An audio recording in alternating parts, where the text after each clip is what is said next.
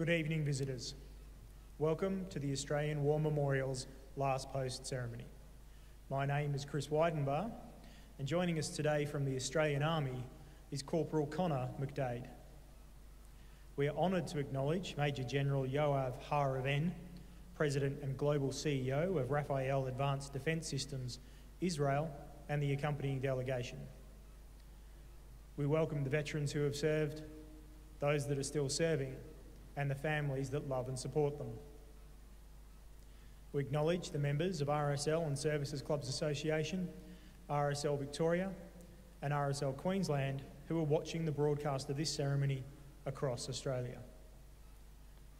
During the ceremony, wreaths will be laid at the base of the pool of reflection by visitors and students on behalf of the following schools. From Western Australia, Halls Head College, and from New South Wales, Redhead Public School and Goonellabah Public School.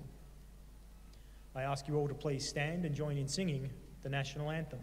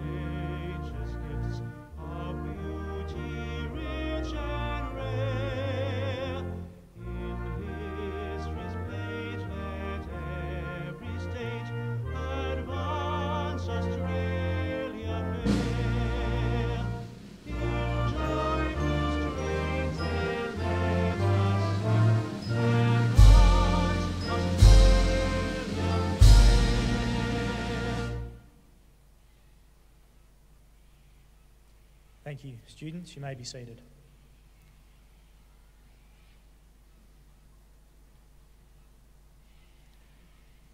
The Australian War Memorial was the vision of Charles Bean, Australia's First World War official historian. Bean landed with the Australian troops on Gallipoli and stayed with them at the front through to the end of the war. The idea of this national memorial and museum came to him at Pozières, France, in the depths of the bloody fighting of 1916. Bean's idea was that this would be a place where families and friends could mourn loved ones buried in faraway lands. It would also be a place that could help all Australians understand what these men and women had endured and what they had done for us. Bean's vision, to which we remain true, is best expressed as inscribed in the entrance to the memorial's galleries. Here is their spirit, in the heart of the land they loved, and here we guard the record which they themselves made. Tonight we'll read the story behind just one of those on the Roll of Honour, which lists the names of more than 102,000 men and women who have given their lives for us in war and operations for more than a century. But first, we present a lament, Flowers of the Forest. Wreaths or floral tributes will now be laid at the base of the pool of reflection.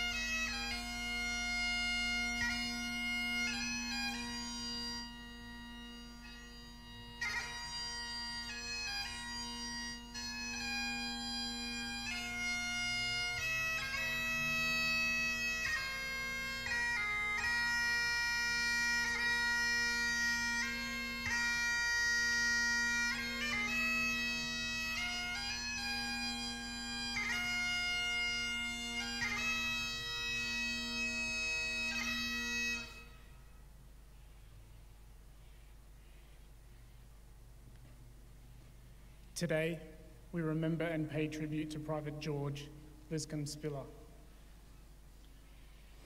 George Spiller was born on the 18th of October, 1875 in Adelaide, the son of Liscombe and Sarah Spiller. He grew up in Adelaide and attended Prince Alfred College.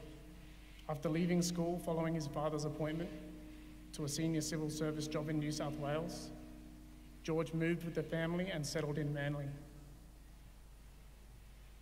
Here, Spiller went to work with his brother as a farmer. Spiller enlisted for service in the AIF on the 8th of January 1917 and was allocated to the 9th Reinforcements to the 53rd Battalion. With his training barely underway, he embarked from Sydney with other reinforcements on the 24th of January aboard the transport ship and Casey's, bound for England. After arriving in England in March, he was sent to the 14th Training Battalion. A few months later, Spiller left camp at Wilton using a false pass. He was apprehended 2 days later by the military police. Charged with using a false pass and for being absent without leave, he was awarded 28 days of field punishment number 2 and fined 39 days' pay. He was sent to France on the 10th of September and was held at 5th Australian-based Details Depot at Le Havre until the 19th, when he was sent to Belgium to join his battalion, which moved up to positions near the halfway house in preparation for the attack on Polygon Wood.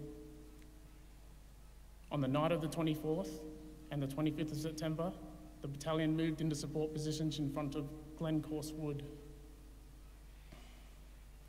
It was heavily shelled throughout the move and during the night. The battalion war diary states that B Company was especially hard hit. One of those killed during the night was Spiller.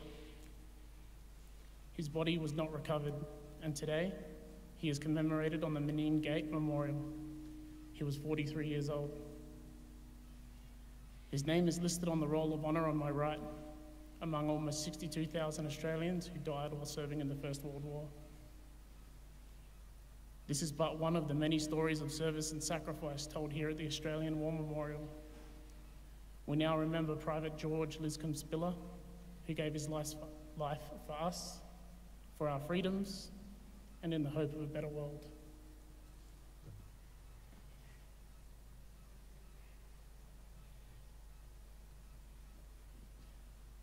Please stand for the reading of the Ode and the sounding of the last post.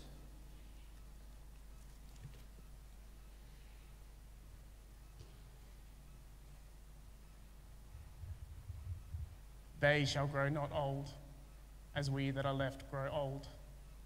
Age shall not weary them, nor the years condemn. At the going down of the sun and in the morning, we will remember them. We will remember them.